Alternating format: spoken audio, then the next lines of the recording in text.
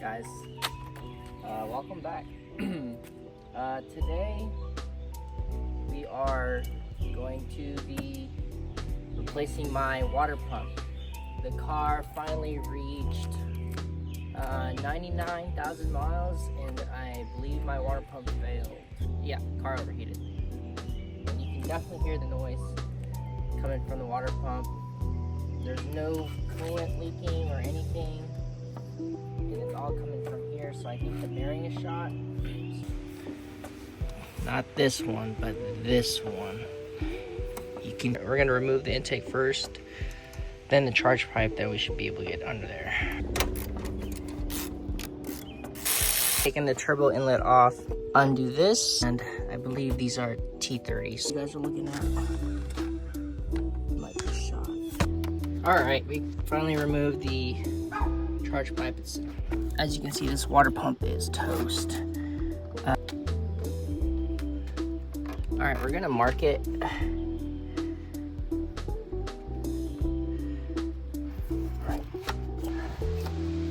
Alright.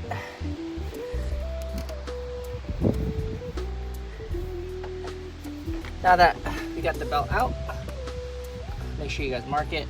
It's a T30 bolt. It's definitely going to, that's all we're doing. It's just loosening it all around. Alright guys, we have the water pump, all these bolts, 1, 2, 3, 4, and then the 5th one right here. Do is use a pry bar and kind of just pry up here. Oh, there it goes. Alright guys, as you can see, all my coolant's gone. We'll wash that later. But there's these 2 knobs. Now that we loosened it, all you have to do is push it out. And there is our water pump. As you can see, the gasket on here is cooked. And then this is the new one. I don't know. I don't like the gasket. It's too thin. But I think it'll flatten out by the time. The new one on here, and yeah, we're gonna go ahead and start her up. All right, guys, while you're here, as you can see, these hoses are so brittle. When I got this like 2 days after I installed this. Never got the chance to install this actual part, so that's exactly what we're gonna do. Which time's better. And then we also have our water pump installed.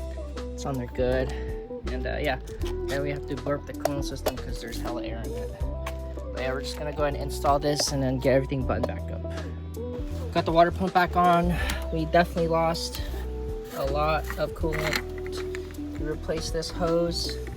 We're gonna have to definitely put new coolant in there, and hopefully there's no air in the system, but we'll burp it properly. Yep. Well guys, the water pump is fixed. It's no longer overheating, but now I do have a small problem. My alternator is dead, so I am glad I'm able to get it back here. Yeah, I'm gonna have to take off the charge pipe and intake all over again, which will take 30 minutes, and then the alternator should be right next to the water pump, and then we'll be replacing that this Friday. So hopefully that's the issue, and there's no more weird overheating.